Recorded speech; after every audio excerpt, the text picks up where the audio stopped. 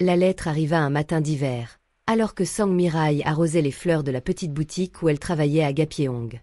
Le papier était cher, le sceau officiel, et son contenu allait changer sa vie à jamais. Chère mademoiselle Sang Mirai, nous avons le regret de vous annoncer le décès de Sang Jae-wook, votre père biologique.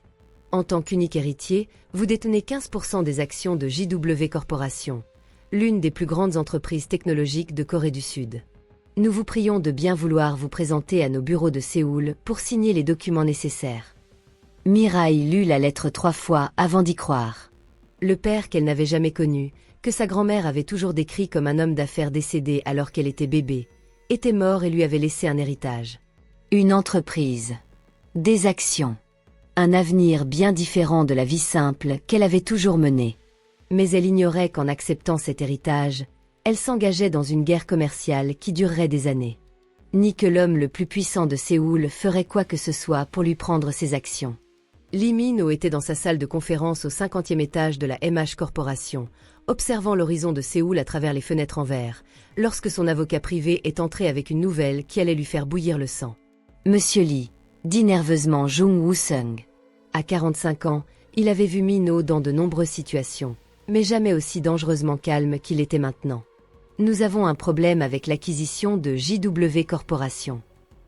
Min-ho se retourna lentement. À 32 ans, il était une œuvre d'art sculptée par l'ambition et le pouvoir. Ses cheveux noirs, parfaitement lissés en arrière, soulignaient les traits saisissants de son visage. Ses yeux sombres avaient la froideur de l'acier, et son costume italien à $5000 moulait parfaitement sa silhouette athlétique d'1,98 m. Quel genre de problème? Sa voix était contrôlée, mais tout le monde dans la pièce sentait la tempête se préparer. Sang Jae-wook est décédé, mais il avait une fille. Elle a hérité de 15% de l'entreprise. Sans ses actions, la fusion que nous avions prévue ne pourrait pas se réaliser. Une fille, répéta Min-ho, comme si le mot était un poison sur sa langue. Où était-elle toutes ces années? Élevée par sa grand-mère à la campagne. Apparemment, elle n'était au courant de l'héritage que cette semaine. Les avocats de Jae-wook ont finalement réussi à la retrouver. Min-ho s'approcha de la fenêtre, les mains derrière le dos. JW Corporation était le dernier atout dont il avait besoin pour devenir le roi incontesté de la technologie sud-coréenne. Il planifiait cette acquisition depuis 5 ans, achetant secrètement des actions via des sociétés écrans. Mais une jeune fille d'une petite ville se dressait sur son chemin. « Comment est-elle » demanda-t-il. « Jeune. 25 ans. Fleuriste. N'a jamais quitté Gapyeong. D'après les témoignages recueillis, elle est naïve. » Un sourire lent et prédateur se dessina sur les lèvres de Min-ho. « Parfait. Prépare une offre pour racheter ses actions. » Quelque chose d'assez généreux pour impressionner une fille de la campagne, mais pas au point d'éveiller les soupçons. « Et si elle refuse ?»« Elle ne refusera pas, » dit Min-ho avec une certitude absolue. « Je m'en assurerai. » Ce à quoi il ne s'attendait pas, c'est que 3 jours plus tard, il se retrouverait face à face avec la femme qui défierait tous ses instincts prédateurs. Sang Mirai ne s'était jamais sentie aussi petite qu'à cet instant, debout dans le hall en marbre de MH Corporation. À 25 ans, elle possédait une beauté naturelle qui contrastait fortement avec la sophistication ambiante. Ses cheveux bruns ondulés tombaient délicatement sur ses épaules, encadrant un visage délicat aux yeux en amande qui pétillait d'un mélange de curiosité et de nervosité. Elle portait sa plus belle robe, une simple robe bleu marine achetée spécialement pour l'occasion, mais se sentait malgré tout décalée parmi les cadres en costume coûteux. Mademoiselle Song. Une voix masculine la fit se retourner. Park Seo-joon, l'assistant personnel de Min-ho, était la définition même du charme calculé. Grand, avec des cheveux bruns parfaitement coiffés et un sourire qui avait déjà conquis la moitié des secrétaires du bâtiment, il s'approchait avec l'assurance de quelqu'un qui savait manipuler les gens. « C'est moi », répondit timidement Mirai. « Bienvenue chez MH Corporation. Notre PDG a hâte de vous rencontrer. » Tandis qu'il prenait l'ascenseur privé, Mirai regarda les chiffres s'afficher sur le panneau. Cinquantenaire, 51e, 52e étage. Elle n'était jamais allée aussi haut, et la vue sur la ville à travers la vitre de l'ascenseur lui donnait le vertige. « Nerveuse ?» demanda Seo-joon, remarquant que ses mains étaient crispées. « Un peu », a-t-elle admis. « Je n'aurais jamais imaginé me retrouver dans un endroit pareil. Monsieur Lee est un homme très persuasif. Je suis sûre que vous vous entendrez parfaitement. Les portes s'ouvraient directement sur une luxueuse antichambre, et Mirai eut l'impression d'entrer dans un autre monde. Tout était blanc et or, avec des œuvres d'art qui lui avaient probablement coûté plus que ce qu'elle avait gagné en 10 ans. Il attend, dit Seo-jun en indiquant une porte en verre dépoli. Mirai prit une profonde inspiration et frappa doucement. Entre. La voix à l'autre bout du fil était grave, impérieuse, et elle provoqua un étrange mouvement dans son estomac. Elle ouvrit la porte et se sentit aussitôt comme une gazelle qui venait de rencontrer un lion. Lee Min-ho se tenait derrière un bureau massif, se découpant sur les fenêtres panoramiques qui offraient une vue à 360 degrés sur Séoul. Lorsqu'il se tourna vers elle, Mirai sentit son souffle lui quitter les poumons. Elle avait imaginé un homme plus âgé, bedonnant peut-être et à l'allure typique d'un cadre. Elle ne s'attendait pas à voir cette créature d'une beauté incroyable, comme sortie d'un magazine de mode. Ses yeux sombres la scrutaient avec une intensité qui lui donnait l'impression d'être disséquée. « Mademoiselle Song », dit-il, et même son nom sonnait différemment dans sa voix. « Enchanté ». Il s'approcha, et Mirai dut pencher la tête en arrière pour le regarder dans les yeux. Lorsqu'il tendit la main, elle hésita un instant avant de la saisir. Sa prise était ferme, chaleureuse, et dura quelques secondes de plus que nécessaire. « Tout le plaisir est pour moi, monsieur Lee », réussit-elle à dire, espérant que sa voix ne tremblait pas autant que ses jambes. « Asseyez-vous », fit-il en désignant un fauteuil en cuir qui coûtait probablement plus cher que sa voiture. « Voulez-vous boire quelque chose? Un café? Un thé? »« Du thé, s'il vous plaît », murmura-t-elle en s'installant au bord de la chaise comme si elle pouvait s'enfuir à tout moment. Min-ho observait chacun de ses mouvements tandis qu'il lui servait le thé dans de la porcelaine fine. Elle était encore plus belle en vrai que sur les photos prises par ses enquêteurs. Il y avait dans ses gestes une innocence authentique, une pureté qu'il n'avait pas vue depuis des années dans le monde des affaires. Cela éveilla en lui deux instincts contradictoires, celui du prédateur qui voulait la détruire et celui de l'homme qui voulait la protéger. « Alors, » dit-il en s'asseyant sur la chaise en face d'elle, « j'imagine que ces dernières semaines ont été incroyables pour toi. » D'une certaine manière, rit nerveusement Mirai. Je n'arrive toujours pas à croire que tout ça soit réel.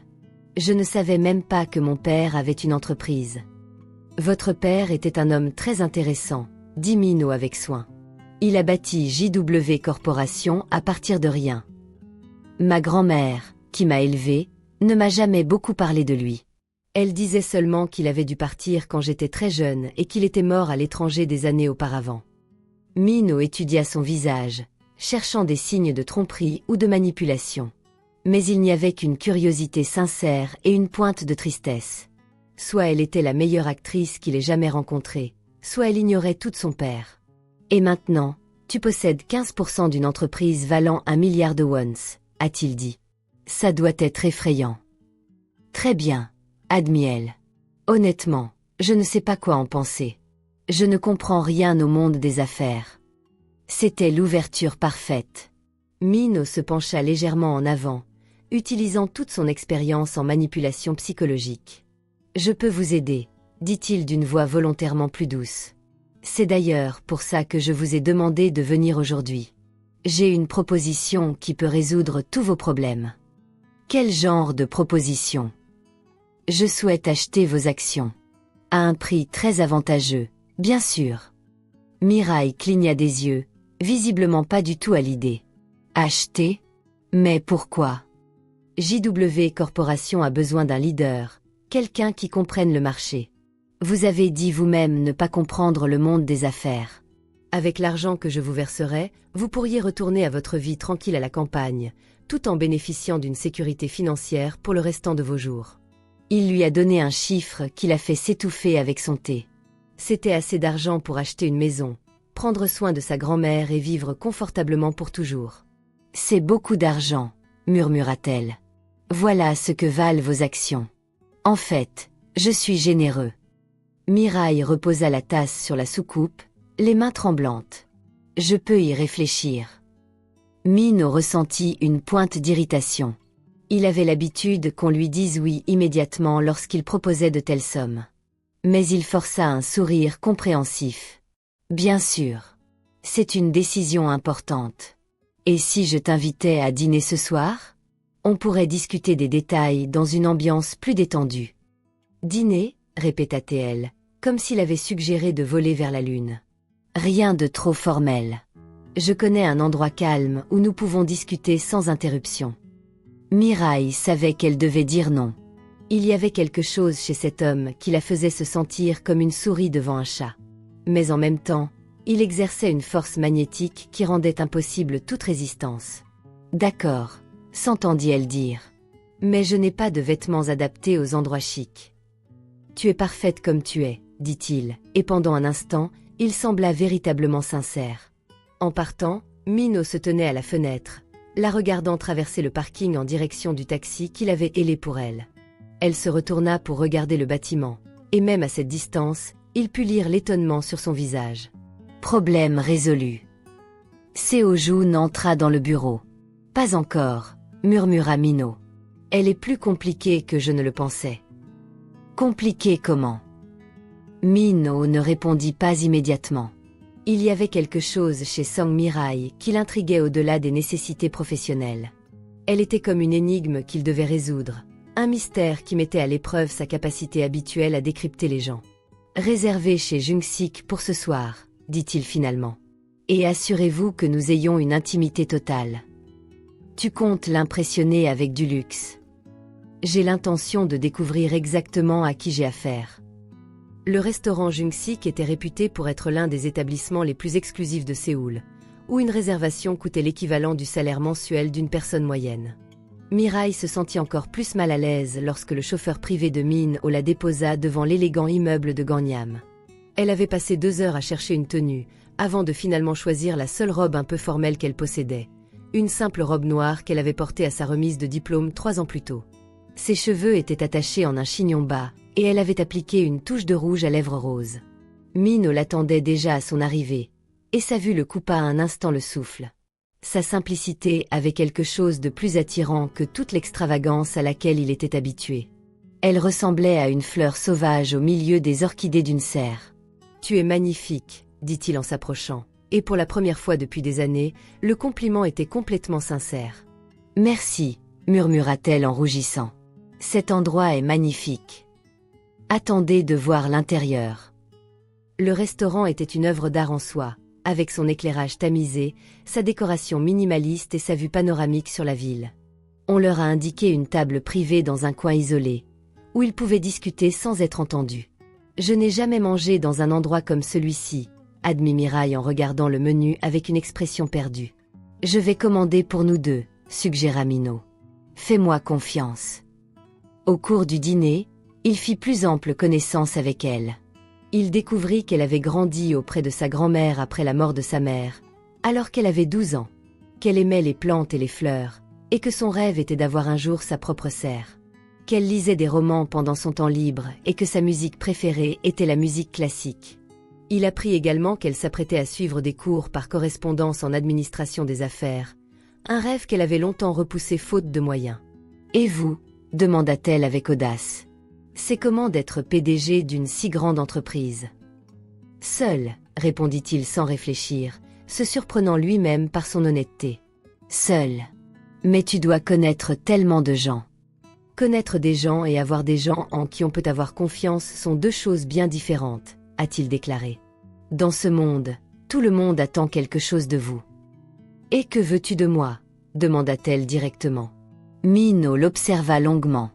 La question était simple, mais la réponse devenait plus complexe à chaque minute passée en sa compagnie. Au début, vos actions, admit-il. Mais maintenant, je ne suis plus sûr. Il y avait une tension dans l'air entre eux, quelque chose qui fit battre le cœur de Miraille et les mains de Minho se resserrèrent involontairement sur sa serviette. « Puis-je faire une confession ?» dit-elle, le vin la rendant légèrement plus courageuse. « Bien sûr. »« Tu m'intimides complètement, » dit-elle en riant nerveusement. « On dirait que tu viens d'une autre planète. Si élégant, si sûr de toi, si beau, » admit-elle en rougissant profondément. « Désolée, je n'aurais pas dû dire ça. » Minho sentit un frisson lui monter à la poitrine. Combien de femmes avaient tenté de le séduire au fil des ans? Des centaines. Mais aucune ne l'avait émue avec une confession aussi simple et innocente. « Ne t'excuse pas, dit-il doucement. L'honnêteté est rafraîchissante. Alors, puis-je être honnête sur autre chose ?»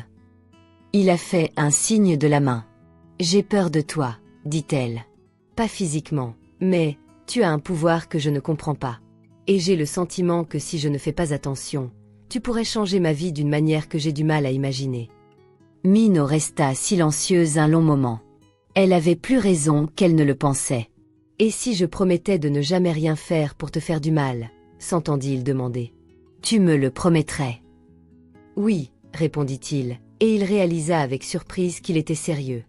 Le reste de la soirée se déroula comme un rêve. Ils flânèrent le long du Cheonggyecheon, la rivière urbaine du centre de Séoul, discutant de tout et de rien. Minho découvrit qu'elle était drôle, intelligente d'une manière qui n'avait rien à voir avec l'éducation formelle, et incroyablement gentille. Lorsqu'il la ramena enfin au modeste hôtel où elle séjournait, Mirai hésita avant de sortir de la voiture. « Merci pour la nuit la plus incroyable de ma vie », a-t-elle dit sincèrement. « C'était incroyable pour moi aussi », répondit-il, se surprenant à nouveau par son honnêteté. Elle se pencha et l'embrassa doucement sur la joue avant de courir vers l'hôtel comme Cendrillon fuyant le bal. Minho est resté assis dans la voiture pendant 20 minutes après sa disparition, touchant l'endroit où ses lèvres avaient touché sa peau, se demandant ce qui lui arrivait. Le lendemain matin, Minho se réveilla avec une étrange impatience. Pour la première fois depuis des années, ses pensées ne tournaient plus uniquement autour de ses affaires. Elles étaient occupées par une femme brune au sourire timide qui avait bouleversé son monde en une seule nuit.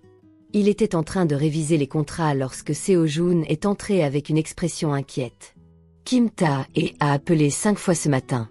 Elle est au courant pour Mademoiselle Song. » Minho ferma les yeux. Kim Ta-e était un problème qu'il espérait éviter depuis longtemps. Ex-petite amie, héritière d'un empire de cosmétiques, et la femme la plus possessive qu'il connaissait. Qu'est-ce qu'elle veut? J'ai pris rendez-vous pour déjeuner. Elle a insisté. 2 heures plus tard, Minho se tenait dans le restaurant privé de l'hôtel Lotte, observant Ta-e approcher tel un élégant prédateur. À 28 ans, elle était d'une beauté indéniable. Des cheveux noirs lisses comme de la soie, une silhouette sculptée par des coachs sportifs hors de prix et une garde-robe plus chère que des voitures de luxe. Mais sa beauté avait la froideur du marbre. Minho, elle se pencha pour l'embrasser sur la joue, mais il s'éloigna légèrement. Ta-e, ça va? Je serais mieux si mon ex-petite amie ne sortait pas avec des héritières mystérieuses, dit-elle en s'asseyant gracieusement. Je ne vois personne. Non. Alors, c'était quoi ce rendez-vous romantique d'hier soir? Minho l'observa attentivement. Je t'ai dit d'arrêter de me surveiller, c'est juste pour le travail. Affaire, répéta-t-elle, un sourire glacial aux lèvres. Bien sûr. Et je suppose que ces affaires impliquent l'achat de ces actions? Entre autres choses. Minho, se pencha Ta-e, on sait tous les deux que tu peux obtenir ces actions autrement. Pourquoi t'en prends-tu à cette petite fille de la campagne? Ce n'est pas une petite fille. Non, rit Ta-e. Chérie, j'ai jeté un œil à notre petite Mirai. 25 ans, jamais partie de Gapyeong, elle travaille chez un fleuriste qui paye à peine les factures. On dirait une petite fille. Minho ressentit une irritation inattendue. Et alors? Et alors, si tu joues avec le feu? Cette fille est innocente, naïve. Si tu ne fais pas attention, tu finiras entre ses mains. C'est ridicule. Vraiment. Ta-e pencha la tête. Alors prouve-le-moi. Si c'est juste une question d'affaires, finissons-en. Propose-lui un prix qu'elle ne pourra pas refuser. Achète les actions et finissons-en avec cette mascarade. Et si elle refuse? Alors tu la convaincs autrement, dit froidement Ta-e. Tu es Lee. Tu peux obtenir tout ce que tu veux. Mais alors qu'il retournait au bureau, Minho n'était pas sûr de vouloir les actions ou la femme qui les possédait. Mirai avait passé la matinée à explorer Séoul, émerveillée par l'intensité de la ville. Elle se promenait dans le quartier de Myeongdong lorsque son téléphone sonna. Bonjour. Mirai, c'est Minho. Le simple son de sa voix fit battre son cœur plus vite. Salut. J'espère que je n'interromps rien d'important. Non, j'explore juste la ville. Seul. Il y eut un silence. Voulez-vous un peu de compagnie? Je connais des endroits que les touristes ne voient pas habituellement. Elle aurait dû dire non. Elle aurait dû rester professionnelle. Mais il y avait quelque chose dans sa voix qui rendait impossible toute résistance. J'adorerais. Où es-tu? Je viens te chercher. 1 heure plus tard, elle était assise sur le siège passager d'une Maserati noire, regardant Min traverser les rues de Séoul avec la confiance de quelqu'un qui connaissait chaque recoin. Où allons-nous? Demanda-t-elle. C'est une surprise. Il l'emmena au village Hanok de Bukchon, un quartier historique préservé au cœur de la ville moderne. En parcourant les ruelles étroites bordées de maisons traditionnelles, Mirai eut l'impression de voyager dans le temps. C'est magnifique, soupira-t-elle en s'arrêtant pour photographier une maison particulièrement bien conservée. Je viens ici quand j'ai besoin de réfléchir, a admis Minho. C'est le seul endroit à Séoul où je ressens encore de la paix. Est-ce que tu dois beaucoup réfléchir? Constamment. Diriger une entreprise, c'est prendre des centaines de décisions par jour. Certaines peuvent ruiner des vies. Cela doit être un énorme fardeau. Minho la regardait, intrigué par la compassion sincère dans sa voix. La plupart des gens ne voient que le pouvoir et l'argent. Ils ne pensent jamais au prix. Quel est le prix? Solitude. Méfiance. Ne jamais savoir si les gens vous apprécient ou ce que vous pouvez faire pour eux. Mirai s'arrêta et le regarda droit dans les yeux. Je ne savais pas qui tu étais quand on s'est rencontrés. Et même si je le sais maintenant, tu me sembles être un homme qui porte beaucoup de responsabilités sur ses épaules. Minho sentit sa poitrine se serrer. Me vois-tu comme un simple homme? Je vous vois comme un homme qui essaie de m'impressionner avec de beaux endroits et des voitures chères, dit-elle avec un sourire malicieux, mais qui m'a réellement impressionné quand vous avez dit que cet endroit vous apportait la paix. Minho rit, un rire sincère qu'il n'avait pas entendu depuis des années. Tu es dangereux, Sang Mirai. Moi? Dangereux? Comment? Tu me fais oublier qui je suis. Ils s'arrêtèrent devant un petit café chaleureux, décoré comme une maison traditionnelle. Tandis qu'ils sirotaient du thé et dégustaient des douceurs maison, la conversation s'écoula naturellement. Mirai parla de son rêve de posséder une serre, des livres qu'elle aimait lire, de sa grand-mère qui avait tout sacrifié pour l'élever et de son intention de retourner à l'école. Minho s'est retrouvé à parler de son enfance, de la pression de reprendre l'entreprise à 25 ans, des nuits blanches où les décisions qu'il prenait affectaient des milliers d'emplois. « Tu le regrettes ?» demanda-t-elle. « D'être sorti si jeune. » Parfois, j'ai raté une grande partie de ma jeunesse. Je n'ai jamais eu de relation normale. Je n'ai jamais fait entièrement confiance à personne. Et maintenant, tu fais confiance à quelqu'un? Minho la regarda dans les yeux, et pour la première fois de sa vie d'adulte, il envisagea la possibilité de répondre oui à cette question. J'apprends, dit-il doucement. Alors que le soleil commençait à se coucher, ils grimpèrent au sommet d'une des collines offrant une vue panoramique sur la ville. Séoul s'étendait devant eux telle une mer de lumière, et Mirai ne put contenir son émerveillement. C'est magique, murmura-t-elle. Ouais, a accepté Minho, mais ses yeux étaient sur elle, pas sur la vue. C'est alors que cela arriva. Mirai trébucha sur une pierre du sentier, perdant dangereusement l'équilibre près du bord de la colline. Sans hésiter, Minho la serra contre sa poitrine, la serrant fort tandis qu'elle reprenait pied. Pendant un instant, ils restèrent ainsi, leurs corps serrés l'un contre l'autre, le souffle court, le regard dans les yeux. L'intensité du moment, le choc, la proximité. Tout atteignit son paroxysme lorsque Minho pencha la tête et l'embrassa. Le baiser a commencé doucement, presque hésitant, mais s'est rapidement approfondi alors que des années de solitude et de prudence se sont dissoutes dans la chaleur de la connexion entre eux. Lorsqu'ils se séparèrent enfin, ils étaient tous les deux essoufflés. « Désolé, je n'aurais pas dû faire ça », murmura Minho, son front appuyé contre le sien. « Ne t'excuse pas, je le voulais aussi », murmura-t-elle en retour. « Et maintenant ?»« Maintenant, dit-il, je pense que je suis en territoire très dangereux. » Mais alors qu'il rentrait à son hôtel, Minho ne pouvait ignorer le danger. Pour la première fois de sa vie, il sentait que quelque chose valait la peine de prendre un risque. La situation s'est considérablement compliquée lorsque Mirai a décidé de visiter les bureaux de JW Corporation pour mieux comprendre son héritage. Le bâtiment était pratiquement abandonné, avec seulement quelques agents de sécurité et d'entretien. Elle avait demandé à y aller seule, souhaitant un moment d'intimité pour se reconnecter à la mémoire du père qu'elle n'avait jamais connu. C'était la fin de l'après-midi lorsqu'elle atteignit le 30e étage, où se trouvait l'ancien bureau présidentiel. L'espace était couvert de poussière, mais gardait encore des traces de sa grandeur passée.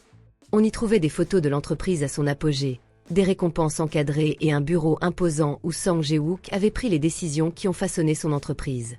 Mirai était absorbée par une vieille photo lorsqu'elle entendit des pas dans le couloir.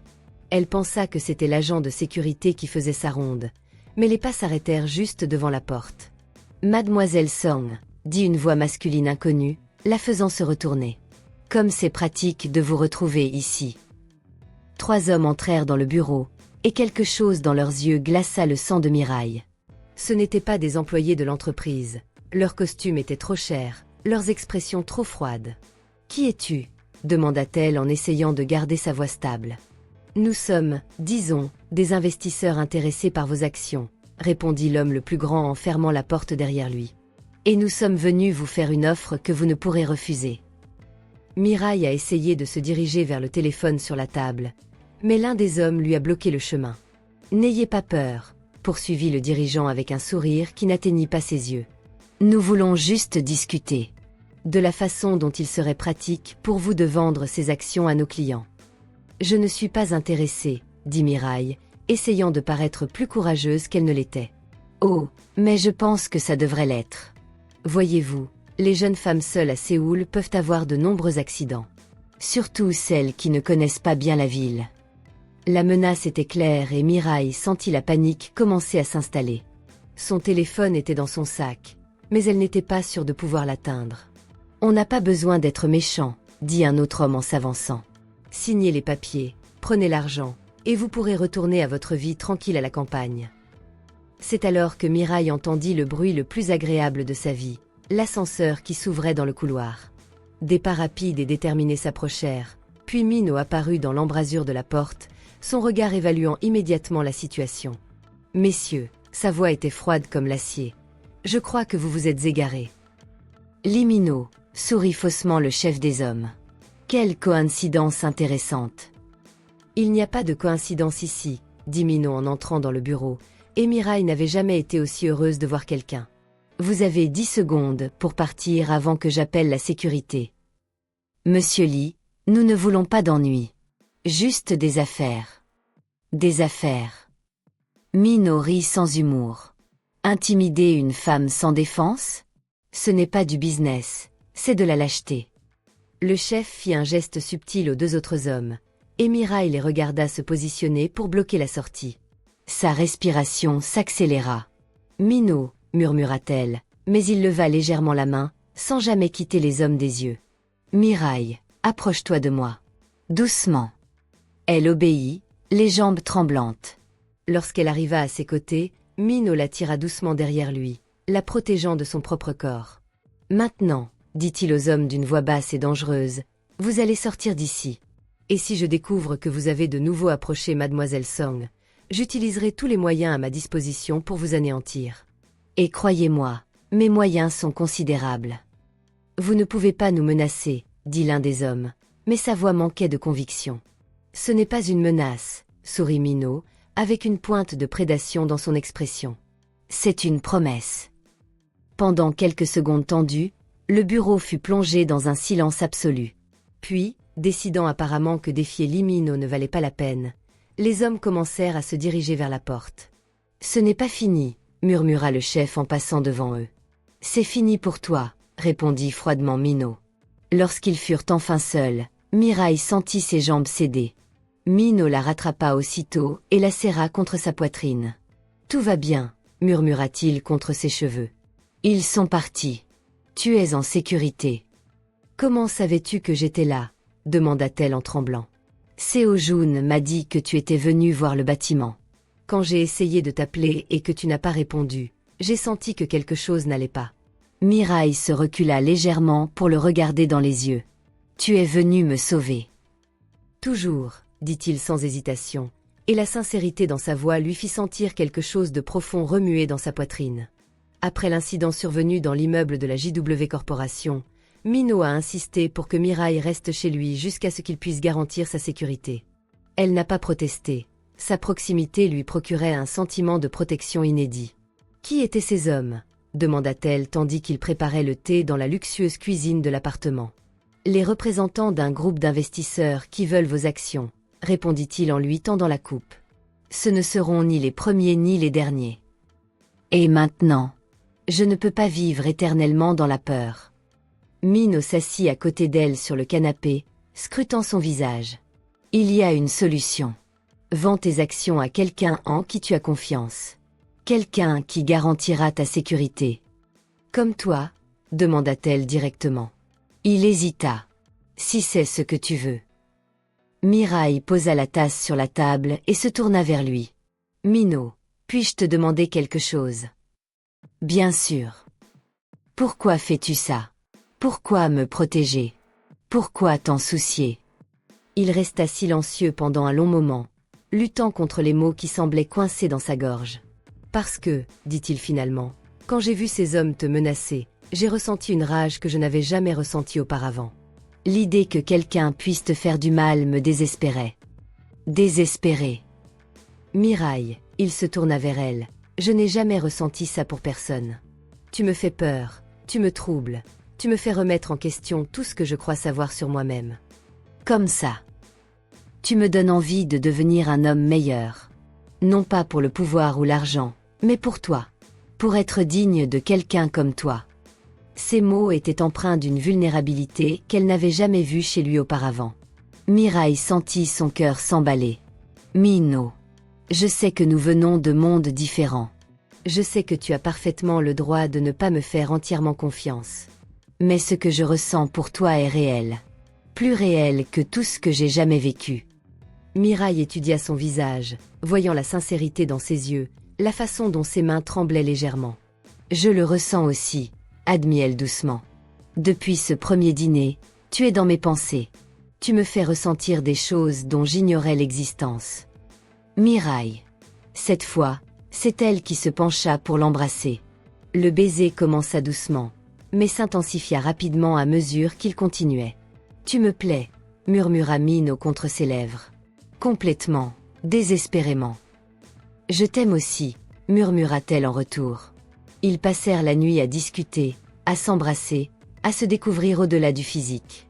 Minho parla de son enfance solitaire, de la pression d'assumer des responsabilités si jeunes.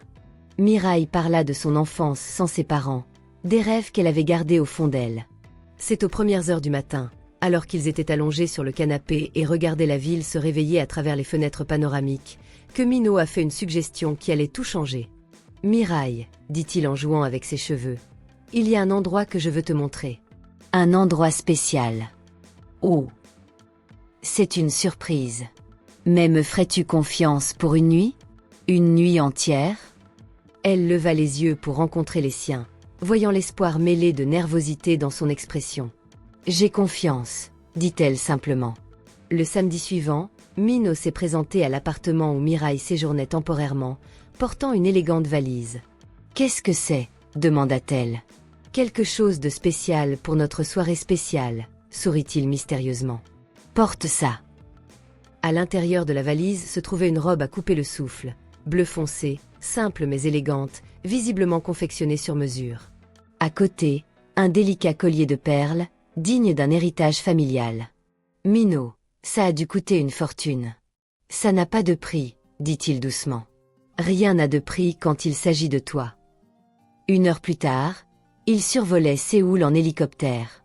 Mirai était émerveillée par la vue, mais encore plus par le soin apporté par Minho à chaque détail. « Où allons-nous » cria-t-elle par-dessus le rugissement des hélices. « Tu verras » sourit-il en lui tenant la main. L'hélicoptère a atterri sur un domaine privé dans les montagnes près de Séoul. C'était une maison traditionnelle restaurée, entourée de jardins qui semblaient tout droit sortis d'un conte de fées. Des lanternes en papier illuminaient les sentiers sinueux et l'air était parfumé par le parfum des cerisiers en fleurs. « Minho » murmura Mirai en traversant le jardin, en transe. « C'est magique. » « C'était chez ma grand-mère, » a-t-il expliqué. « Le seul endroit au monde où je me sens vraiment chez moi. Et je voulais partager ça avec vous. » Il la conduisit à travers la maison, lui montrant les pièces chargées d'histoire, d'art traditionnel et de souvenirs de famille. Ils atteignirent enfin une cour intérieure où une table avait été dressée sous les étoiles. « C'est toi qui as fait tout ça ?» demanda-t-elle en admirant les bougies, les fleurs, les plats soigneusement disposés. « Je voulais que ce soit parfait, » a-t-il admis. « Parce que ce soir, c'est nous. Rien que nous. » Le dîner fut une expérience sensorielle complète. Minot avait personnellement préparé chaque plat, racontant l'histoire de chaque recette, dont beaucoup avaient été transmises de génération en génération dans sa famille. Il parlait de tout et de rien, riait, rêvait et planifiait un avenir qui commençait à paraître possible.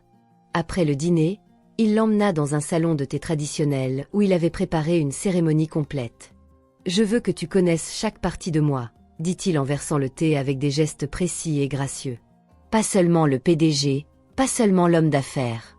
L'homme qui apprécie la beauté, la tradition, les moments simples. »« Je connais déjà cet homme, » dit doucement Mirail. « Il apparaît chaque fois que tu oublies d'être parfaite. » Lorsqu'ils montèrent enfin à l'étage dans la pièce qu'il avait préparée, décorée de pétales de rose, de bougies parfumées et d'une vue spectaculaire sur les montagnes, Mirail fut profondément émue. « Minot, » dit-elle en se tournant vers lui. « Je n'ai jamais, enfin, je n'ai jamais été avec personne. » Il s'arrêta immédiatement, ses yeux s'adoucissant de compréhension et de tendresse. « Mirail, on n'est pas obligé de faire ce que tu ne veux pas faire. Je peux attendre indéfiniment si nécessaire. »« Non, » s'approcha-t-elle en posant les mains sur sa poitrine. « Je ne veux pas attendre. Je veux que ce soit toi. Je veux que ce soit ce soir. » « Il est sûr. »« Absolument, » murmura-t-elle. « Je t'aime, Minot. Complètement. » Ce qui suivit fut la nuit la plus belle et la plus intime de leur vie. Minot était incroyablement doux, patient, chérissant chaque instant, chaque contact, chaque murmure. Il transforma ce qui aurait pu être un simple acte physique en une déclaration d'amour profonde et durable. Ils firent l'amour sous les étoiles, entourés de la beauté de la nature et du poids des promesses non tenues. Et lorsqu'ils s'endormirent enfin dans les bras l'un de l'autre, ils surent tous deux que leur vie avait changé à jamais. Le lendemain matin, ils se réveillèrent enlacés, la lumière dorée de l'aube filtrant à travers les fenêtres traditionnelles. Mirail ne s'était jamais sentie aussi épanouie, aussi aimée, aussi chez elle. « Bonjour, ma belle » murmura Minot contre ses cheveux. « Bonjour » sourit-elle en se blottissant contre lui. « Hier soir, c'était parfait » conclut-il. « Tu étais parfaite. » Ils prirent leur petit déjeuner dans le jardin, profitant du calme et de l'intimité du lieu. C'est alors que Mirail posa une question qui lui trottait dans la tête depuis la veille. « Minot, puis-je vous poser une question sur mon père? Comment vous vous êtes vraiment connu ?» Minot sentit son estomac se serrer. Il s'attendait à cette question, mais il n'était pas préparé à l'entendre si tôt après la nuit la plus intime de leur vie. « Pourquoi veux-tu savoir ?» demanda-t-il prudemment. « Parce que je veux te connaître entièrement, comme tu as dit vouloir me connaître entièrement. Et j'ai l'impression qu'il y a quelque chose à propos de mon père que tu ne m'as pas dit. » Minot resta silencieux pendant un long moment, luttant contre la vérité qui pouvait tout détruire entre eux. « Mirail, » dit-il finalement, « et si je te disais qu'il y a des choses du passé qu'il vaut mieux laisser enfouies? »« Je dirais que les secrets entre gens qui s'aiment sont dangereux, » répondit-elle. « Minot, quoi qu'il en soit, nous pouvons y faire face ensemble. » Sa foi en eux et la force de leur amour commun l'ont presque poussé à tout avouer. Mais il a ensuite pensé au désespoir qu'elle ressentirait en découvrant que ses motivations initiales n'étaient pas pures, et a décidé que certains secrets méritaient d'être gardés. « Votre père était un homme bien, » dit-il, ce qui, techniquement, n'était pas un mensonge. « Il a bâti une entreprise admirable. Et je suis sûr qu'il serait fier de la fille qu'il a élevée. » Mirail sembla accepter la réponse, mais Minot vit une ombre de doute passer dans ses yeux. Plus tard dans la journée, alors qu'il retournait à Séoul, Mirail fit une annonce qui le prit par surprise. « J'ai décidé quoi faire des actions », a-t-elle déclaré. « Quoi ? » « Je veux apprendre. Je veux comprendre le métier, comprendre ce que mon père a bâti. Et je veux que tu m'apprennes. » Minot la regarda avec surprise. « Mirail, diriger une entreprise n'est pas une mince affaire. C'est complexe et exigeant. Et tu penses que je n'en suis pas capable? Ce n'est pas ça. C'est juste que tu as tellement d'autres rêves. Ta serre et tes études. Je peux faire les deux, dit-elle avec détermination. Je peux me former au commerce T pour suivre mes études. Je pense vraiment que l'un peut aider l'autre. Mino ressentait un mélange d'admiration et de panique. Admiration pour sa détermination. Panique car plus elle s'impliquait dans l'affaire, plus elle avait de chances de découvrir la vérité sur son passé. « Si c'est vraiment ce que tu veux, dit-il prudemment, je t'aiderai. »« C'est ce que je veux, sourit-elle en l'embrassant sur la joue. Je veux construire quelque chose avec toi, Mino. Pas seulement une relation, mais un avenir. » Et à cet instant, survolant la ville qui était devenue leur foyer, Mino prit une décision. Il trouverait un moyen de protéger Mirai de la vérité sans compromettre ses rêves. Même si cela signifiait porter le poids du secret à jamais. Les mois suivants furent les plus heureux de la vie de Mirai. Elle emménagea dans son propre appartement à Séoul, mais passa la plupart de son temps chez Mino ou dans la maison de montagne qui était devenue leur refuge. Durant la journée, Mino lui enseignait le monde des affaires. C'était une élève exceptionnelle, intelligente, perspicace et dotée d'une capacité naturelle à comprendre les aspects techniques et humains de la gestion d'une entreprise. « Vous avez un talent naturel pour cela », a déclaré Mino un après-midi après avoir présenté une brillante analyse sur une éventuelle expansion de JW Corporation. « J'ai un excellent professeur », sourit-elle en l'embrassant doucement. La nuit, Mino se consacrait entièrement à elle. Il cuisinait, il regardait de vieux films, se promenait dans les jardins de leur maison de montagne et faisait l'amour avec une passion qui semblait grandir de jour en jour. « Je n'aurais jamais imaginé pouvoir être aussi heureuse », avoua Mirai une nuit alors qu'elle était allongée sur sa poitrine tandis qu'il regardait les étoiles. « Moi non plus, admit-il.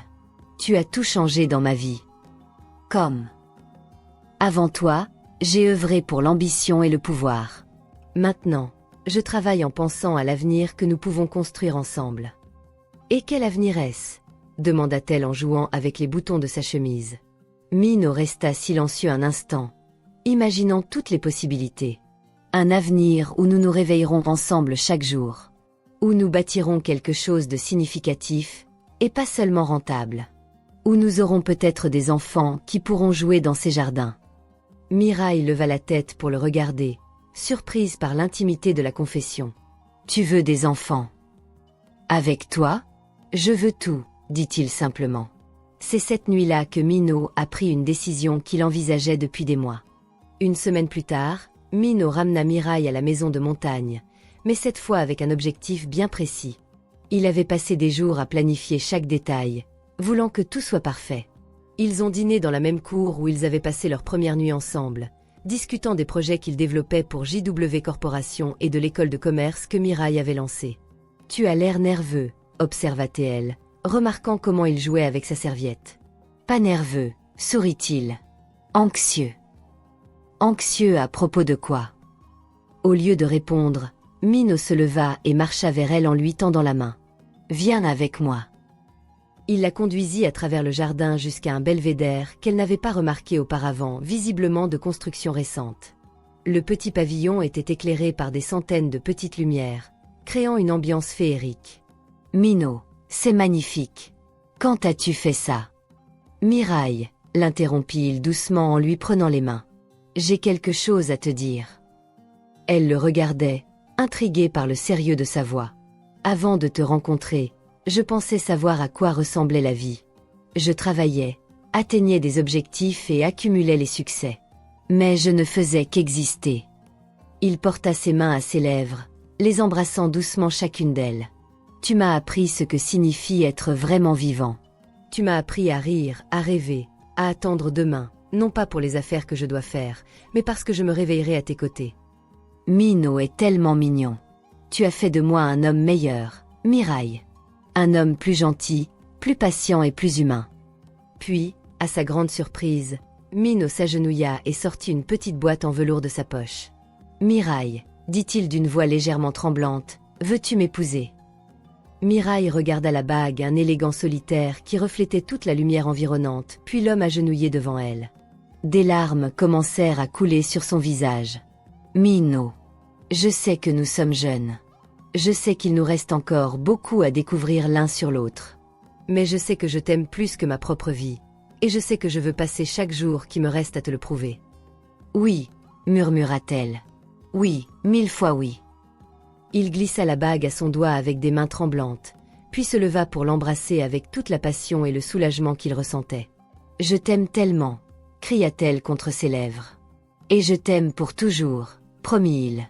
Le lendemain matin, alors qu'ils prenaient leur petit déjeuner au lit, Mireille jouait avec la bague à son doigt, croyant encore à peine qu'elle était réelle. « Quand veux-tu te marier ?» demanda-t-elle. « Demain », répondit immédiatement Minot, la faisant rire. « Je ne peux pas me marier demain. »« Pourquoi pas ?»« Parce que, » se blottit-elle contre lui, « je veux avoir le temps d'organiser notre fête. Je veux qu'elle soit parfaite. »« C'est déjà parfait si tu es là. » Mireille l'embrassa doucement, puis devint sérieuse. « Minot, il y a quelque chose dont nous devons parler. »« Quoi ?»« Mes études. Je viens de commencer mes études et il est important pour moi de les terminer. Je sais que ça peut paraître idiot, vu que je suis chef d'entreprise maintenant, mais... » « Ce n'est pas une bêtise, » l'interrompit-il. « L'éducation n'est jamais une bêtise. Et si c'est important pour toi, c'est important pour moi. Cela signifie que le mariage devra attendre. Au moins 2 ans. » Minot l'étudia, voyant l'inquiétude dans ses yeux. « Mireille, je t'attendrai toute une vie s'il le fallait. 2 ans, ce n'est rien. Tu es sûre? Tu ne changeras pas d'avis à mon sujet? » « Jamais, » dit-il fermement. « En fait, je suis encore plus séduit par ton dévouement à tes objectifs. »« Et les affaires?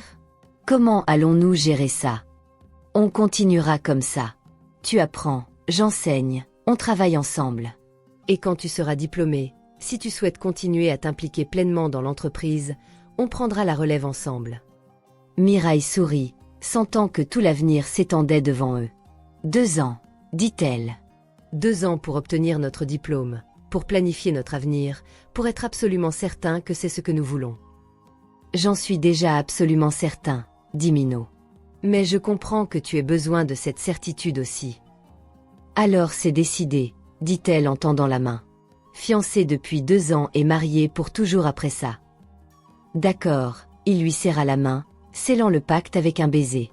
3 mois s'écoulèrent dans un bonheur quasi parfait. Mireille s'était installée dans une routine qui la satisfaisait pleinement. Des matinées consacrées à la préparation de ses études, des après-midi à se former aux affaires avec Minot et des soirées à profiter de leur vie ensemble. Ils étaient devenus un couple bien connu à Séoul, apparaissant ensemble lors d'événements d'entreprise, de dîners de charité et occasionnellement dans les colonnes mondaines comme le couple le plus admiré de la nouvelle génération d'hommes d'affaires. C'est lors d'un de ces événements, un gala de charité à l'hôtel Lotte, que le passé a décidé de revenir les hanter. Mireille parlait aux femmes d'autres hommes d'affaires lorsqu'elle sentit une présence froide derrière elle. « Song Mireille », la voix de Kim Ta et trancha la conversation comme une lame de rasoir. « Quelle surprise de te voir ici !» Mireille se retourna et croisa le regard glacial de celle qu'elle savait être l'ex-petite amie de Minot. Ta était magnifique dans sa robe rouge qui coûtait plus cher qu'une voiture, mais il y avait une malice dans son expression qui fit frissonner Mireille. « Mademoiselle Kim », répondit poliment Mireille. « Bonsoir. »« J'ai entendu dire que vous vous étiez fiancée, » continua Tae, son sourire n'atteignant pas ses yeux. « Quel romantisme ! Minot a toujours été impulsive. »« Excusez-moi, » essaya Mireille de s'éloigner, mais Tae la suivit. « En fait, j'aimerais te parler de Minot. Il y a des choses que tu devrais savoir à son sujet. »« Je ne suis pas intéressée, » dit fermement Mireille. « Ça devrait l'être. Surtout sur les raisons pour lesquelles il s'intéressait vraiment à toi. » Quelque chose dans le ton de Ta et fit s'arrêter Mireille. « Que veux-tu dire ?»« Chérie, » sourit Tae comme un prédateur. « Crois-tu vraiment que c'était une coïncidence qu'il soit apparu dans ta vie juste au moment où tu as hérité de ses actions? Crois-tu vraiment qu'un homme comme Lee Min-ho puisse tomber amoureux d'une fleuriste de campagne par hasard? »« Tu essaies de me manipuler, » dit Mireille, mais une graine de doute s'installait dans son esprit. « J'essaie de t'épargner une souffrance bien plus grande plus tard. Minot avait des projets avant même de te rencontrer. Il t'a séduite, a gagné ta confiance, t'a fait tomber amoureuse, tout cela fait partie de son plan. »« Ce n'est pas vrai, » murmura Mireille, mais sa voix manquait de conviction. « N'est-ce pas? Alors, pose-lui des questions sur les rapports qu'il a commandés à ton sujet. Pose-lui des questions sur les réunions qu'il a organisées pour gagner ta confiance. Pose-lui simplement des questions. » Tae, La voix glaciale de Minho interrompit la conversation. Il était apparu de nulle part, ses yeux sombres brillant dangereusement. « Je crois que tu t'es égaré. Tu n'as rien à faire ici. » Minho. Tae sourit faussement. « Je racontais justement à ta fiancée comment vous vous êtes rencontrés. » Minho regarda Mirai, voyant la confusion et la douleur commencer à se former dans ses yeux. « Mirai, rentrons à la maison, dit-il doucement. « C'est vrai ?» demanda-t-elle d'une voix à peine plus forte qu'un murmure. « Tu m'as interrogé avant notre rencontre. » Minho sentit le monde s'écrouler autour de lui. Il pouvait mentir, il pouvait le nier, mais un seul regard dans ses yeux lui indiqua qu'il était déjà trop tard. « On peut parler à la maison ?» demanda-t-il désespérément. « C'est vrai » répéta-t-elle, plus fort cette fois. « Oui » admit-il d'une voix brisée. « Mais laissez-moi vous expliquer. » Mirai recula comme frappé. Tout ça n'était qu'un mensonge. Depuis le premier jour ? Non. Mirai, écoute-moi. Mais elle courait déjà, se frayant un chemin à travers la foule élégante, laissant Minho debout là avec les débris de sa vie à ses pieds. Tae sourit de contentement. Quel dommage. Vous aviez l'air si heureux. Minho se tourna vers elle, et pour la première fois de sa vie, Tae ressentit une véritable peur. Si tu as fait du mal à ce qui est entre nous, dit-il d'une voix basse et dangereuse, il n'y aura aucun endroit sur terre où tu pourras te cacher de moi. Et puis il a également couru après Mirai, laissant Tae seule avec sa victoire vide. Mirai a réussi à arriver à l'appartement avant Minho, et quand il est arrivé, il a trouvé ses bagages déjà emballés à l'entrée. Mirai, s'il te plaît, écoute-moi, supplia-t-il. Écoutez quoi ? Encore des mensonges ? Elle pleurait, mais sa voix exprimait une colère qu'il n'avait jamais vue auparavant. La vérité. Toute la vérité. La vérité, rit-elle amèrement. La vérité, c'est que tu as enquêté sur moi. La vérité, c'est que tu prévoyais de me rencontrer. La vérité, c'est que tout, chaque dîner, chaque baiser, chaque « je t'aime » était calculé. Au début, oui, admit Minho avec désespoir. Mais tout a changé quand je t'ai rencontré. Tout ce que je ressentais pour toi était réel. Comment puis-je croire ça ? Comment puis-je croire ce que tu dis ? Minho s'est approchée, mais elle a reculé. Mirai, tu me connais. Tu connais mon cœur. L'homme que tu aimes, c'est l'homme véritable. C'est moi avec toi. L'homme que j'aime n'a jamais existé, s'écria-t-elle. Ce n'était qu'un mensonge bien rodé. Ce n'était pas un mensonge. Oui, mes motivations initiales étaient professionnelles. Mais dès que je t'ai vu, dès que tu m'as souri, tout a changé. Tu as tout changé. Prouve-le, dit-elle froidement. Comme. Dis-moi tout. Depuis le début. Toute la vérité, sans rien omettre. Minho ferma les yeux, sachant que la vérité la détruirait.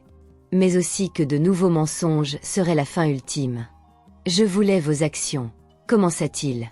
JW Corporation était le dernier atout dont j'avais besoin pour dominer le marché technologique. Quand j'ai découvert votre existence, j'y ai vu une opportunité. Mirai avait l'impression que chaque mot était un coup de poignard. J'avais prévu de vous rencontrer, de vous impressionner et de gagner votre confiance afin que vous vendiez les actions volontairement. Et l'accident dans l'immeuble ? Les hommes qui m'ont menacé ? Minho hésita, et cette hésitation lui dit tout ce qu'elle avait besoin de savoir. « Tu le savais » murmura-t-elle, horrifiée. « Tu savais qu'il serait là. »« Pas exactement, » dit-il. « Ne mens plus, » hurla-t-elle. « Tu as monté ça pour me sauver et passer pour un héros. »« Non, » nia Minho avec désespoir. « Je ne te mettrai jamais en danger. Quand j'ai appris que tu étais seule dans l'immeuble, j'ai été terrifiée. Ces hommes étaient réels, et la menace était réelle. Mais tu savais qu'ils existaient. Je savais qu'il y avait des groupes intéressés par leurs actions, mais je n'aurais jamais imaginé qu'ils iraient aussi loin. » Mirai secoua la tête, les larmes coulant librement sur son visage. « Je ne parviens plus à distinguer le vrai du faux. Tous mes souvenirs de nous sont désormais souillés. Regardez, s'il vous plaît. »« Notre première fois, » murmura-t-elle. « Tu l'avais prévu aussi ? La maison de montagne, les bougies, toute cette perfection, ça faisait partie de ton plan pour me conquérir complètement ? » Non, dit Minho, ses propres larmes commençant à couler. Cette nuit-là, c'était l'amour. L'amour pur. Tout ce que j'ai fait, c'était parce que je voulais que ce soit parfait pour toi, parce que tu méritais d'être aimé de la plus belle des manières. Comment puis-je croire cela? Parce que tu étais là. Tu as ressenti ce que j'ai ressenti. Mirai, tu peux douter de mes motivations initiales, mais tu ne peux pas douter de ce qui s'est passé entre nous. Mirai couvrit son visage avec ses mains en sanglotant. Je me suis donné à toi entièrement. Mon corps, mon cœur, mon âme. Et tout cela n'était que mensonge. Ce n'était pas basé sur des mensonges, s'agenouilla Minho devant elle. C'était basé sur l'amour. L'amour le plus vrai et le plus profond que j'ai jamais ressenti de ma vie. Mais tout a commencé par des mensonges. Et si tout a commencé comme ça, comment puis-je savoir où s'arrêtent les mensonges et où commence la vérité? Minho n'avait pas de réponse à cela, car lui-même ne le savait plus. Je veux que tu partes, dit-elle finalement, la voix brisée mais déterminée. Mirai. Va-t'en, Minho. J'ai besoin de temps pour réfléchir, pour assimiler tout ça. Combien de temps? Je ne sais pas. Peut-être pour toujours. Les mots frappèrent Minho comme des balles. Ne dis pas ça. S'il te plaît, ne dis pas ça. Pourquoi? Parce que ça ruinerait tes projets. Parce que ça compliquerait tes affaires. Parce que tu vas me tuer, dit-il simplement. Parce que sans toi, je ne suis rien. Mirai le regarda vraiment, et l'espace d'un instant, vit l'homme vulnérable sous toute cette douleur. Mais elle se souvint alors qu'elle ne savait plus ce qu'il y avait de réel chez lui. Va-t'en, répéta-t-elle. S'il te plaît. Minho se leva lentement, chaque mouvement semblant provoquer une douleur physique. La bague, dit-elle en regardant sa main gauche. Mirai regarda le solitaire qui avait tant compté pour elle. Les mains tremblantes, elle le sortit et le posa sur la table à côté d'elle. Prends-le, dit-elle. Je ne peux plus le regarder. Minho prit la bague, la gardant dans sa poche comme si c'était un morceau de son propre cœur. Mirai, dit-il à la porte, je sais que j'ai commis des erreurs impardonnables. Je sais que j'ai trahi ta confiance de la pire des manières. Mais ce que je ressens pour toi n'a jamais été un mensonge. Et ce sera toujours vrai, quoi qu'il arrive. Elle ne répondit pas et il partit en fermant doucement la porte derrière lui. Seule dans l'appartement, Mirai s'effondra sur le sol, pleurant comme jamais auparavant. Pas seulement à cause de la trahison, pas seulement à cause des mensonges, mais à cause de la perte du seul véritable amour qu'elle ait jamais connu. Les semaines suivantes furent les pires de leur vie. Mirai s'isolait complètement, refusant de répondre aux appels, aux SMS ou de quitter l'appartement. Elle abandonnait ses cours à l'université, ignorait les affaires de son entreprise et passait ses journées dans la douleur et la confusion. Minho n'allait pas mieux. Il avait essayé de l'appeler des centaines de fois, envoyé des fleurs chaque jour et écrit des lettres manuscrites pour lui demander de lui expliquer clairement les choses. Mais rien ne lui était revenu intact. Au travail, il n'était plus que l'ombre de lui-même. Seo-jun observait avec inquiétude son patron prendre des décisions erratiques, s'emporter avec ses employés et manquer visiblement de sommeil et de nourriture. Minho, a déclaré Seo-jun après une réunion particulièrement tendue, tu dois prendre soin de toi. Tu te détruis. Je m'en fiche, répondit Minho sans lever les yeux de ses documents. Elle ne voudrait pas ça pour toi. Elle ne veut rien de moi, dit Minho avec amertume. Et elle a raison. C'est Park Jin-young, l'avocat de la famille Song, qui a finalement obtenu une rencontre. Il s'est présenté au bureau de Minho un vendredi après-midi, muni de documents qui ont fait chavirer le cœur du PDG. Monsieur Lee, dit le vieil homme, je suis venu ici pour représenter les intérêts de Mirai Song. Est-ce qu'elle va bien? Demanda immédiatement Minho. Physiquement, oui. Émotionnellement, apparemment non. L'avocat secoua la tête. Elle m'a demandé d'entamer les démarches pour vendre ses actions dans JW Corporation. Minho avait l'impression que le sol avait disparu sous ses pieds. Pour qui? Au plus offrant. Apparemment, elle se fiche désormais de ce qui arrive à l'entreprise. Tu ne peux pas la laisser faire ça. Ses actes sont l'héritage de son père. Monsieur Lee, l'avocat l'étudia attentivement. Puis-je parler franchement? Minho hocha la tête. Cette fille est brisée. Pas seulement triste ou blessée, elle est brisée. Elle m'a dit qu'elle voulait se débarrasser de tout ce qui lui rappelle toi. y compris les actes qui t'ont amené dans sa vie. J'ai besoin de la voir, dit Mino désespérément. Elle a été très claire, elle ne veut pas le voir. Mais... L'avocat hésita. Mais quoi? Peut-être qu'il y a un moyen de lui montrer que tes intentions sont désormais pures. Comme céder vos actions publiquement.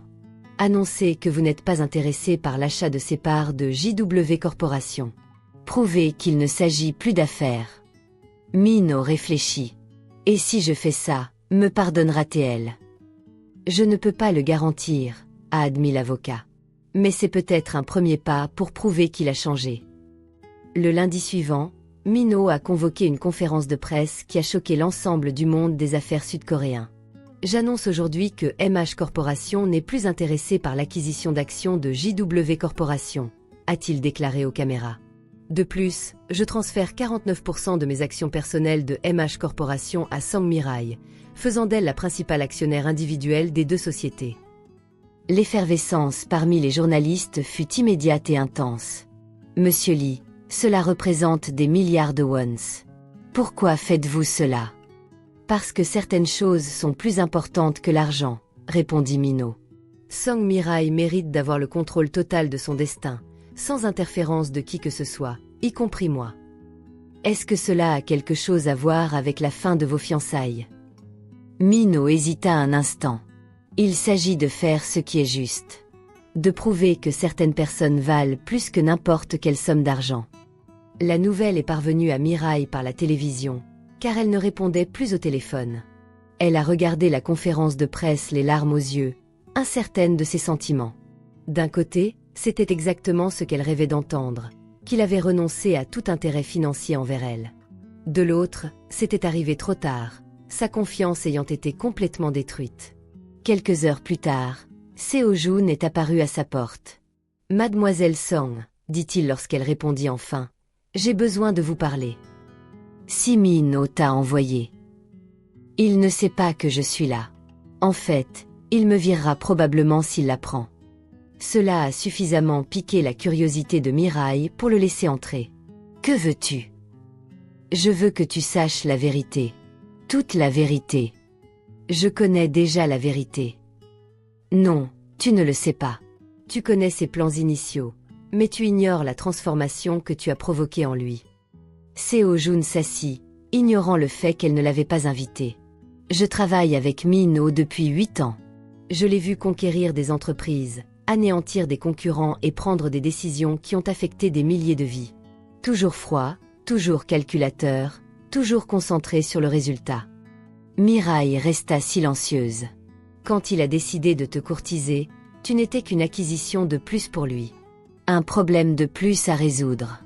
Mais après ce premier dîner, Seo-jun secoua la tête. Je ne l'ai jamais vu comme ça. Comme perdu, désorienté. Il remettait tout en question. Il est arrivé au bureau le lendemain et n'arrivait à se concentrer sur rien. Il regardait par la fenêtre, souriant sans raison. Mi-rae sentit quelque chose remuer dans sa poitrine, mais elle le combattit. C'était peut-être juste une bonne performance. Depuis des mois, Mademoiselle Song, j'ai déjà vu Mino feindre l'intérêt.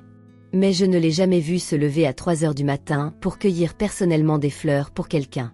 Je ne l'ai jamais vu annuler des rendez-vous importants pour ne pas être en retard à un rendez-vous. Je ne l'ai jamais vu pleurer. Est-ce qu'il a pleuré? Le soir où tu as découvert la vérité. Le lendemain, tu es arrivé au bureau, les yeux rouges et les mains tremblantes. Tu ressemblais à un homme qui avait tout perdu. Mi-rae se tourna vers la fenêtre, luttant contre les larmes. Même si tout cela est vrai, a-t-elle déclaré, cela ne change pas le fait que tout a commencé avec des mensonges. Ça ne change pas, acquiesça Seo-jun. Mais ça change le sens de tout ce qui a suivi. Mi-rae, tu ne lui pardonneras peut-être pas ses motivations initiales. Mais reconnais au moins que son amour pour toi est réel. Après le départ de Seo-jun, Mi-rae se retrouva seule avec ses pensées pour la première fois depuis des semaines. Et pour la première fois, elle s'autorisa à se remémorer non seulement la trahison, mais aussi les moments de bonheur authentique qu'ils avaient partagés. Il a fallu 3 semaines à Mi-rae pour prendre une décision. 3 semaines à analyser chaque souvenir, chaque instant, chaque mot qu'ils avaient échangé. À essayer de distinguer ce qui avait été de la manipulation de ce qui avait été un amour sincère. La réponse lui vint un matin pluvieux, alors qu'elle regardait les photos qu'ils avaient prises ensemble. Il y en avait une, prise à la maison de montagne, où Minho la regardait en riant d'une de ses paroles. L'expression de son visage, pure adoration, vulnérabilité totale était inimitable. À cet instant, elle comprit que Seo-jun avait raison. Les motivations initiales de Minho étaient peut-être mercenaires, mais l'amour qui s'était développé entre eux était réel. Elle le trouva dans un endroit des plus inattendus, le petit café de Buckshon où ils avaient pris le thé lors d'une de leurs premières sorties ensemble. Il était assis seul, regardant par la fenêtre, une tasse de thé fraîche intacte devant lui. « Salut », dit-elle doucement en s'approchant de la table. Minho leva les yeux et l'espoir qui brillait en eux la fit presque pleurer. « Mirai », murmura-t-il, comme s'il ne pouvait pas croire qu'elle était réellement là. « Puis-je m'asseoir ?»« Bien sûr, toujours. » Ils restèrent assis en silence quelques minutes, chacun observant le visage de l'autre. Minho paraissait plus maigre, plus fatigué, avec des cernes sous les yeux qui trahissaient ses nuits blanches. « J'ai vu votre conférence de presse, » dit-elle finalement. « Ce n'était pas pour t'impressionner, » répondit-il rapidement. « C'était parce que c'était la bonne chose à faire. »« Je sais. » Plus de silence. « Minho, » dit-elle, « j'ai besoin que tu me dises quelque chose, et j'ai besoin que tu sois complètement honnête. »« Rien. » À quel moment précis as-tu réalisé que tu tombais amoureux de moi? À quel moment est-ce que ce n'était plus une question d'affaires mais d'amour? Minho ferma les yeux en se souvenant. « À notre premier dîner, dit-il. Quand tu m'as parlé de ton enfance avec ta grand-mère, de tes soins aux fleurs, de tes rêves. Il y avait en toi une pureté que je n'avais pas vue depuis des années. Et quand tu as rougi en me disant que j'étais beau. » Il sourit légèrement. À cet instant, j'ai ressenti quelque chose que je n'avais jamais ressenti auparavant. Quoi? Le désir de protéger quelque chose de beau plutôt que de le conquérir. Mirai sentit les larmes lui piquer les yeux. Et c'est pourquoi le lendemain matin, quand Seo-jun m'a demandé si le problème était résolu, je lui ai répondu que tu étais plus compliqué que je ne le pensais. Parce que tu avais déjà commencé à changer tout ce que je pensais savoir sur moi-même. Pourquoi ne m'as-tu pas dit la vérité alors? Parce que j'avais peur, avoua-t-il. Peur que tu t'enfuies avant que je puisse prouver que l'homme que je devenais avec toi était réel. Mirai tendit la main par-dessus la table, touchant doucement la sienne. Minho, je te pardonne, dit-elle, les larmes aux yeux. Il la regarda, à peine capable de croire ce qu'il entendait. Pardonne-moi. Je te pardonne tes motivations initiales. Je te pardonne de ne pas m'avoir dit la vérité plus tôt. Et je te pardonne de m'avoir fait vivre les pires semaines de ma vie. Mirai. Mais, a-t-elle poursuivi, pardonner ne signifie pas oublier. Et cela ne signifie pas que nous pouvons simplement revenir à la situation antérieure. Son cœur s'est un peu brisé. Cela signifie que nous devons tout recommencer. De zéro. Sans mensonge, sans omission et sans secret. Veux-tu réessayer? Je veux rencontrer le vrai Minho. Pas le PDG, pas l'homme qui pensait devoir me manipuler pour me séduire. Le vrai homme. Minho porta sa main à ses lèvres et l'embrassa doucement. Cet homme t'aime plus que la vie elle-même, murmura-t-il. Et il passera chaque jour à te le prouver. 2 ans plus tard. La cérémonie de remise des diplômes de Mirai s'est déroulée par une matinée ensoleillée de printemps à Séoul. Assise au premier rang de l'auditorium, Minho la regardait fièrement recevoir son diplôme en administration des affaires, avec la plus haute distinction de sa promotion. Les 2 dernières années avaient été un voyage de reconstruction, de découverte et d'amour véritable. Ils avaient pris un nouveau départ en douceur, au fil de rencontres informelles, de longues conversations et d'une honnêteté brutale sur leurs sentiments et leurs peurs. Mirai a progressivement assumé de plus en plus de responsabilités au sein de JW Corporation et de MH Corporation, démontrant son brillant sens des affaires et ses qualités naturelles de leader. Plus important encore, elle est restée fidèle à ses valeurs, mettant en œuvre des politiques privilégiant le bien-être des employés et la responsabilité sociale. Minho avait appris à être vulnérable, à partager non seulement ses succès, mais aussi ses insécurités et ses peurs. Il avait découvert qu'être aimé pour ce qu'il était vraiment, imperfection comprise, était infiniment plus satisfaisant qu'être admiré pour une personnalité soigneusement construite. Mino se leva, poussant des acclamations enthousiastes, la fierté irradiant de tous ses pores. Lorsqu'elle le remarqua dans la foule et lui sourit, il ressentit le même choc que le premier jour, mais encore plus fort, tempéré par 2 années d'amour véritable et de confiance retrouvée. Plus tard, lors de la fête de remise des diplômes qu'il avait organisée dans la maison de montagne, désormais leur véritable maison, Mino apportait un toast qui résumait parfaitement leur parcours.